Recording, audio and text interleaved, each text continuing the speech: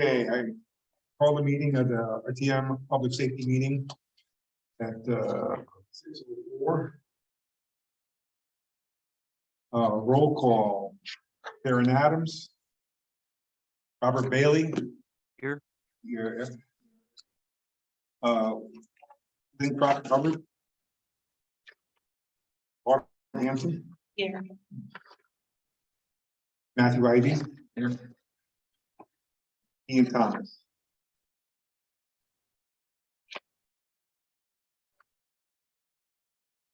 Your name again? Jim. Oh, yeah. I'm part of it. Huh? I said I'm not part of it. Yeah, no, you're not under. I was gonna write you down and be.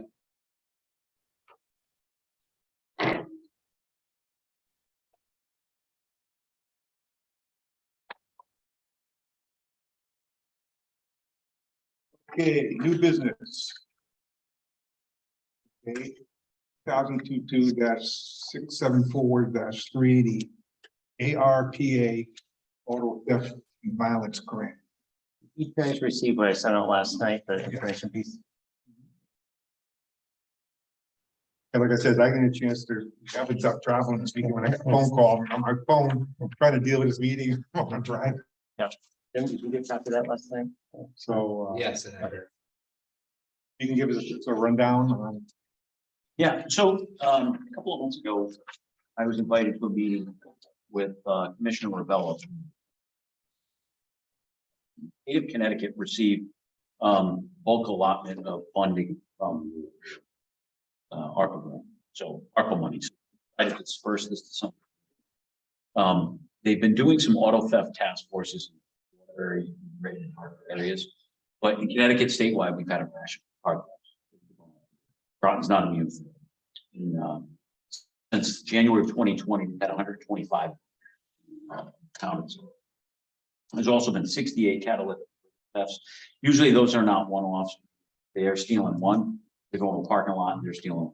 Had our buses hit at one point in time. And some other. You know, the valuable metals, precious metals inside the catalytic. Driving. This grant is above and beyond our patrol staffing, above and beyond any anything that we do now. So it's not something you can use, say, oh, we're going to take this money and let's use it for this. Very big grants you cannot plan, meaning, you know, if you budgeted for something already, you can't use the money for what you budgeted. So this is where we could put additional patrol in certain areas. We could assign detectives or patrol officers to follow up on stolen car theft. We can do some targeted enforcement at the areas where it's most likely. In the conversations I had with other chiefs, the commissioner, is that we can work collaboratively with other agencies to make sure that we maximize it. We're going to implement some strategies. I'm not going to tell the public as a whole exactly what those strategies are, because obviously if there's a criminal element out there, they know what we're doing. It's not kind of defeats the purpose of doing it. But that's what is $35,000. The grant runs from January of this year, so next month, through January of December of this year, December of next. Not every community in the state of Connecticut has been offered this. Our department has been offered this, the town of Groton Police Department, a couple other in the city of Norwich. And, there's some smaller grants that are available for municipalities to participate.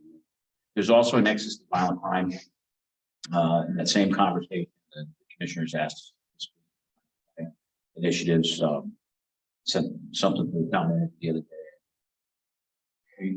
We implement strategies, policing strategies, but there has been an uptick in Connecticut nationwide. Seen that the plummet during the pandemic. Now that we're coming out of the pandemic, you're seeing the opposite. Frankly, enforcement went down during the pandemic, and we're trying to reinvigorate that, but all things happen well. So that have been. This will enable us to do some creative. There's no match for it. It's $35,000 outright at town, and that we use for this. The reporting requirements we have to the state to say the activities that we're doing using this grant. So there's some certainly accountability. Is there any questions? Any questions, anybody? I'm a grant manager for nonprofits and familiar with like the match and having spent it all. What is it breakdown as far as salary? It's like, Can be used for any, it can be used for any, it's really an overtime grant, so if we Oh. put people out, there are provisions that allow you to fringe different ways we do things, but their fringe is already paid for right, within their salaries, benefits, they're getting their insurance. So it'd be more of a utilizing it. Uniform or plain clothes Mhm. and vehicles. That's. do you have to do like an application process or do they just give it to you? Like, There's an application. okay, yes. yeah, it's, you know, like, all right, But in order for us to grant, obviously, yeah, it has to be approved by the state. Okay, basically I need a motion that council authorizes manager. Work on the behave down. Bailey, second. Okay, so I seen a motion and that some. And then I think Bailey second. Bailey seconded. oh, okay.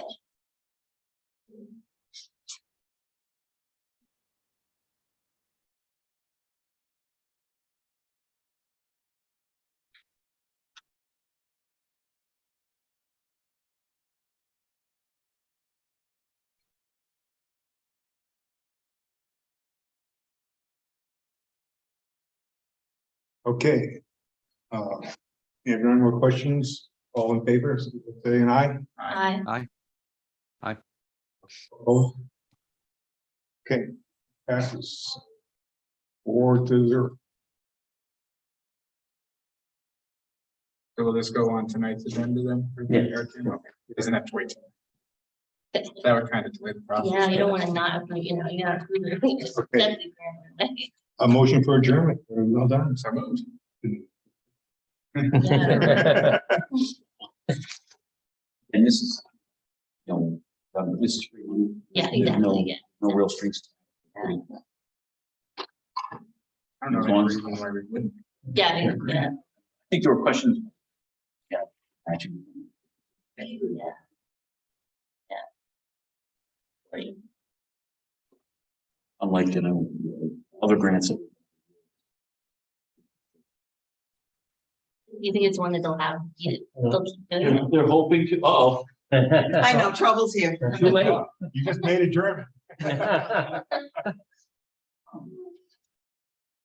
They hope to, but there's, again, it's money they only had. So it Right. depends on how much gets spent.